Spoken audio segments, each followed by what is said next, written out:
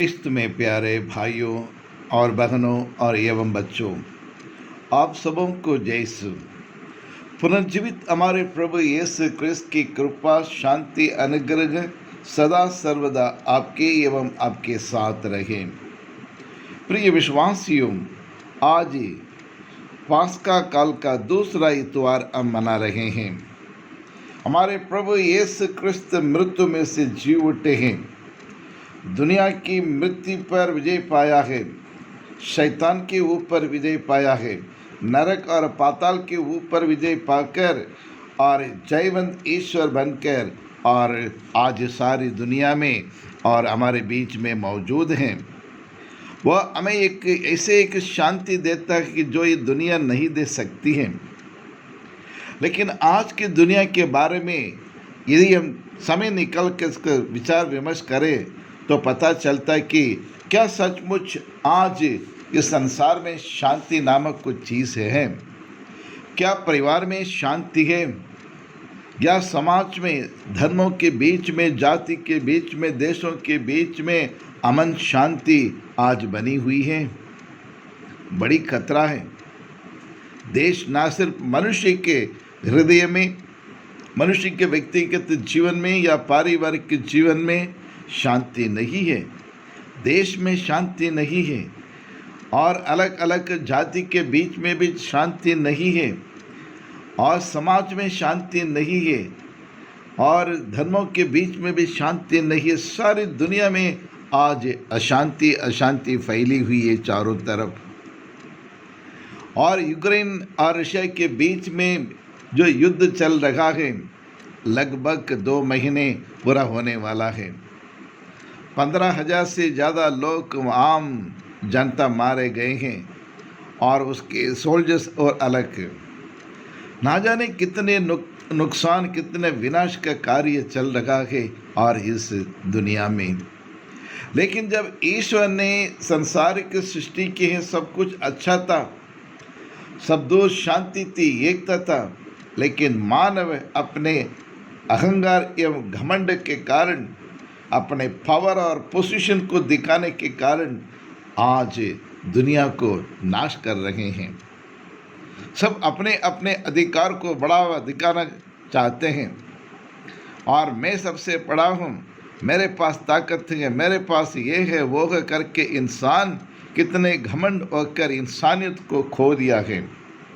कोई किसी का परवाह नहीं करता है, सब दिखावे। जी हाँ प्रिय विश्वासियों, ऐसी परिस्थिति थी। लेकिन आज के सुसमाचार हमें यह देखने को मिलता है, हमारे प्रभु यीशु क्रिस्त और शांति दे रखे हैं अपने शिष्यों के लिए। और आज के सुसमाचार, योग सुसमाचार के लिए हम अच्छी तरह से और उसके बारे में हम मनन चिंतन करें तो हमें ये पता चलता है कि प्रभु यीशु क्रिस्त क्या कहना चाहते हैं। और आज के सुसमाचार का हम 3 भाग में हम बांट सकते हैं, और बहुत सुंदर तरीके से कहता है। सप्ताह के प्रथम दिन संध्या समय, जब शिष्य यहूदियों के भय से द्वार बंद किए एकत्र थे, और वहाँ क्या हुआ, वहाँ ईसा आकर उनके बीच में खड़े हो गए, और अपने शिष्यों को जो डरे हुए और भयभीत हुए उन शिष्यों को देखकर उनकी हिम्मत को बांधने के लिए और उत्साह से भरने के लिए प्रभु यीशु, पुनर्जीवित प्रभु यीशु क्रिस्त कहते हैं, और पहला शब्द कहते हैं, तुम्हें शांति मिले, तुम्हें शांति मिले।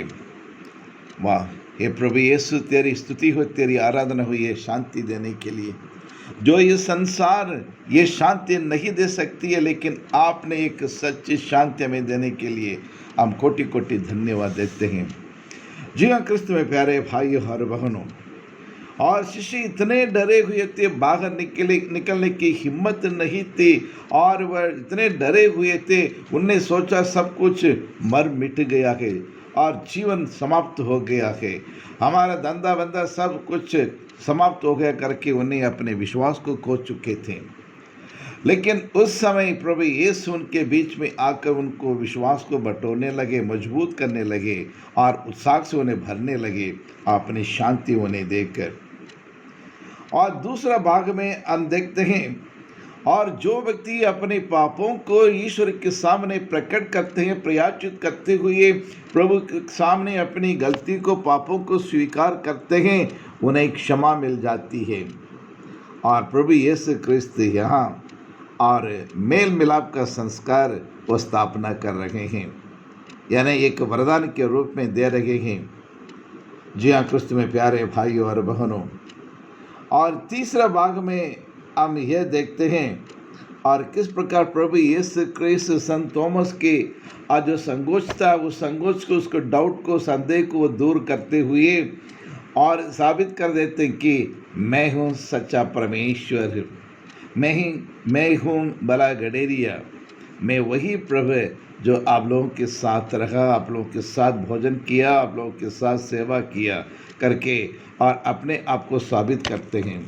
प्यारे भाई और बहनों, जब हम जीवन में, अपने दैनिक के जीवन में, पारिवारिक के जीवन में निराश हो जाते हैं, हताश हो जाते हैं, विश्वास को खोने लगते हैं, या हमारे दोस्त या हमारे परिवार वाले या हमारे घनिष्ठ रिश्तेदार हमें हमेशा और विश्वास को आगे बढ़ाने के लिए और हिम्मत बांधने के लिए अच्छे अच्छे शब्द का प्रयोग करते हैं, हमें मोटिवेट करते हैं, हमें एनिमेट करते हैं और हमें और जीवन में आगे बढ़ने के लिए और निराशा को छोड़कर और आशा में उसमें बदलने के लिए हमें हमेशा सलाह देते हैं, एडवाइस करते हैं।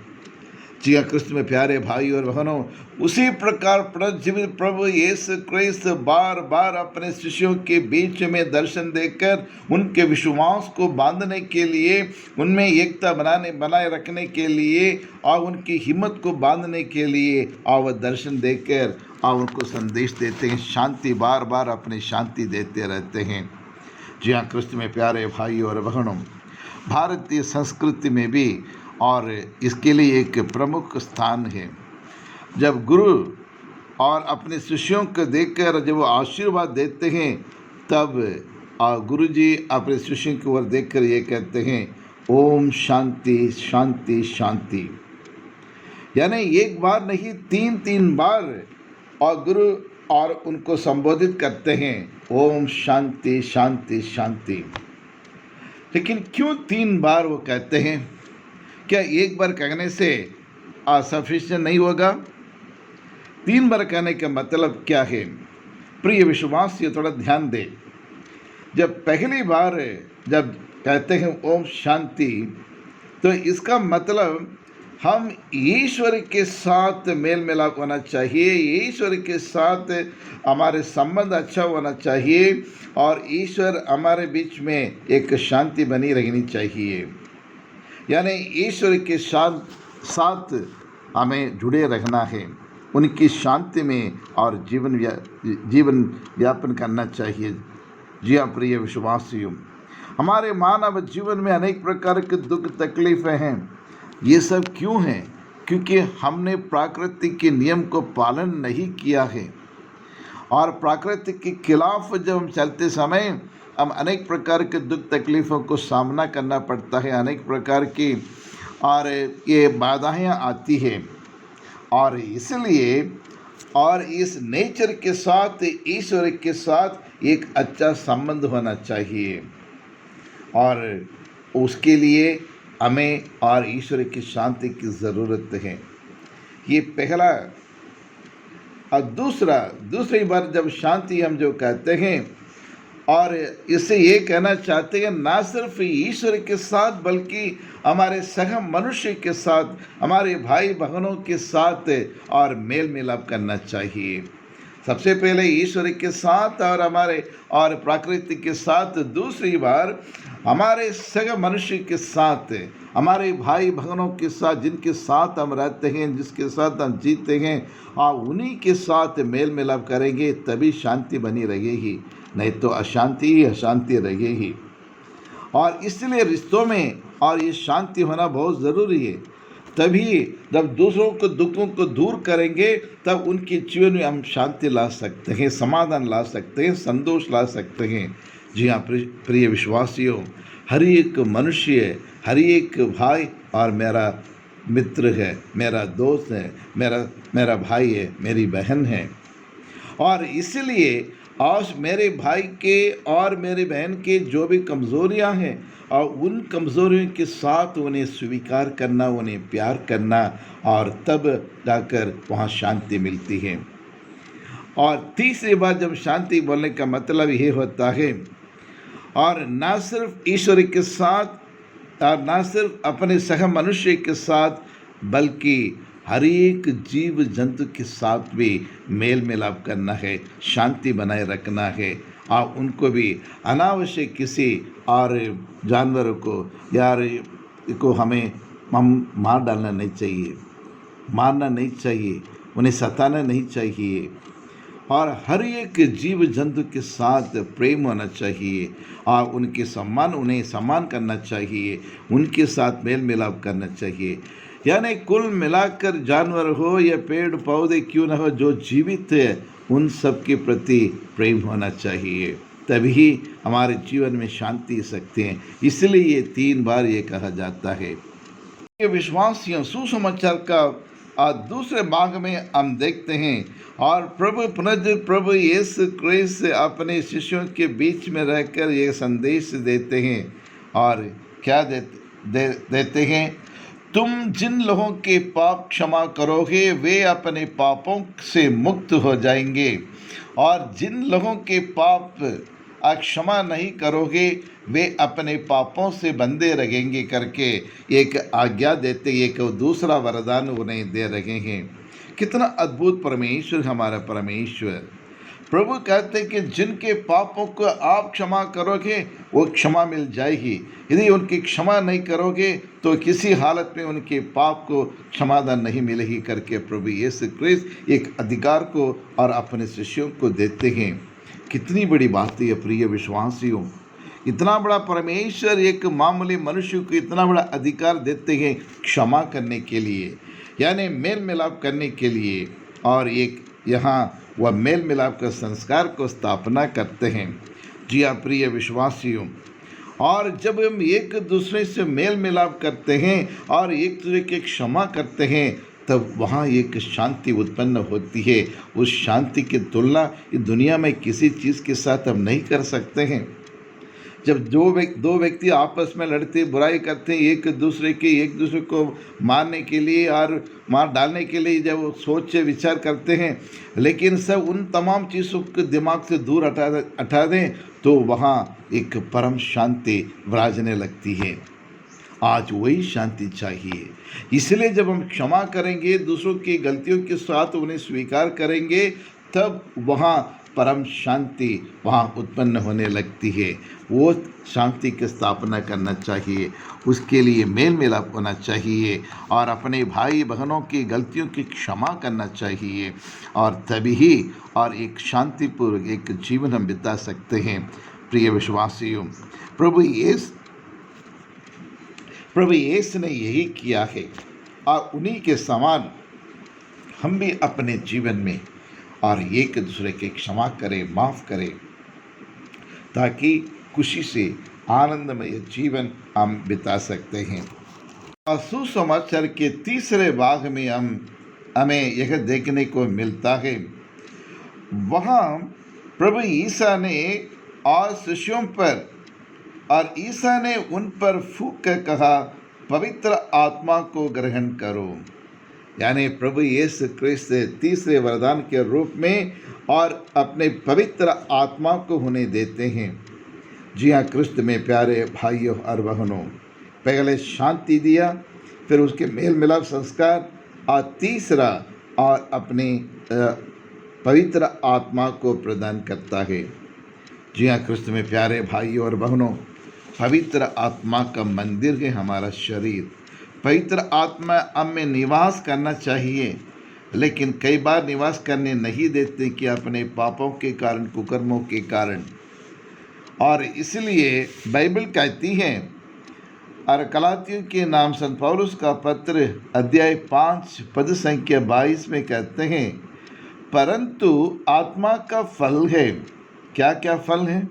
प्रेम, आनंद, शांति, सहनशीलता, मिलनसारी, दयालुता, ईमानदारी, सभ्यता और संयम। जी हाँ क्रिस्त में प्यारे भाई और बहनों, ये इन सारे फलों को अपने जीवन में हमें प्राप्त करना बहुत ज़रूरी है। तभी ही हम एक अच्छे क्रिस्तीय जीवन बिता सकते हैं, शांतिमय जीवन बिता सकते हैं और दूसरों को भी हम शांति दे सकते हैं। और इन गुणों को, इन फलों को हमें प्राप्त करना बहुत ज़रूरी है प्रिय विश्वासियों। जी हाँ क्रिस्त में प्यारे भाई और बहनों, हमने देखा कि प्रभु यीशु क्रिस्त अपने शिष्य को अधिकार दिया है, अधिक से अधिक अधिकार होने और अथॉरिटी उनको दिया है। हर एक व्यक्ति के पापों की क्षमा करने के लिए यह पावर और अथॉरिटी उन्हें दिया है। और दूसरी बात हमें देखने को मिलता है, और जो लोग पाप किए हैं और वो लोग यदि वह अपने पापों को ईश्वर के सामने स्वीकार करते हैं, अपने पापों को प्रकट करते हैं और उन्हें भूल जाते हैं और छोड़ देते हैं और उनको क्षमा मिल जाती है, क्योंकि हमारा ईश्वर दयालु परमेश्वर है, करुणामय परमेश्वर है। जी हाँ क्रिस्त में प्यारे भाई और बहनों, हमारे हर एक पापों को क्षमा करने के लिए प्रभु यीशु तैयार है। और अंतिम में सेवकाई के काम को निरंतर जारी रखने के लिए और ईश्वर उन्हें अपनी पवित्र आत्मा को प्रदान करते हैं। शिष्य लोग दुनिया के कोने कोने में जाकर ईश्वर का सुसमाचार सुनाने के लिए और ईश्वर का राज्य की स्थापना करने के लिए, और प्रभु उन्हें अधिकार देते हैं और साहस देते हैं, अपनी पवित्र आत्मा को देते हैं, उनका फल और उन्हें देते हैं, ताकि जिसकी मदद से वह ईश्वर का राज्य की स्थापना कर सके। प्रेम का राज्य, क्षमादान का राज्य और समानता का राज्य और स्वतंत्रता का राज्य और सत्य के राज्य और स्थापना करने के लिए प्रभु यीशु ने अधिकार देते हैं, शांति देते हैं, हर प्रकार के नाना प्रकार के वरदान उन्हें देते हैं और कहते हैं, जिस प्रकार पिता ने मुझे भेजा है वैसे मैं आपको भेज रहा हूँ। आज प्रभु यीशु क्रिस्त आपको देखकर, मुझसे देखकर यही सवाल पूछते हैं, क्या आप ईश्वर का राज्य की स्थापना करते हो? क्या परिवार को परिवार के रूप में और उन्हें बनाते हो? क्या देश में, समाज को क्या तुम अच्छी तरह से और प्रभु यीशु के और रसूल का राज्य के समान यहाँ भी बनाने के लिए आप कोशिश करते हैं? जहाँ आप कार्यरत हैं, क्या वहाँ ईश्वर राज्य की स्थापना करते हैं? क्या वहाँ शांति का वाहक बनते हो? क्या शांति का दूध बनकर वहाँ शांति लाने के लिए कोशिश करते हो?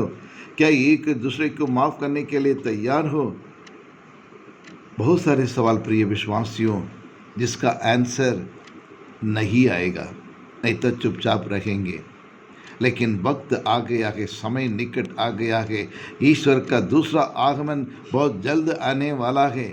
दुनिया को जो घट रही है घटना को देखकर लगता है प्रभु यीशु के दूसरे आगमन बहुत समीप में, बहुत निकट हैं। इसलिए मन फिराव करो और ईश्वर के पास लौट आने के लिए एकमात्र तरीका है, हम ईश्वर के चरण में आएँ, अपने आप को स्वीकार करें, प्रभु मैं पापी हूँ, मैं पापी नहीं हूँ और मैं ऐसे एक जीवन नहीं बिता रहा हूँ जैसे आपने मुझे बताया। हम प्रार्थना करें, हे सर्वशक्तिमान शाश्वत परमेश्वर, हम पर दया कर प्रभु। हम पापी हैं, हम गुनाहगार हैं प्रभु, लेकिन हम अपनी गलतियों को स्वीकार करने के लिए तैयार नहीं रहते हैं। पवित्र आत्मा से हमें आशीष दे प्रभु, ताकि हम अपने पापों को स्वीकार करते हुए इस देश में और हमारे दैनिक जीवन में, परिवार में और जहाँ भी हम करें तो वहाँ शांति की स्थापना हम कर सकें, मेल मिलाप कर सकते हैं, एक दूसरे की क्षमा करते हुए एक अच्छे मानव जीवन बिताने की हमें हर प्रकार के वरदान हमें प्राप्त हो सके। यही प्रार्थना हम करते हमारे प्रभु यीशु क्रिस्त के द्वारा। आमीन आमीन।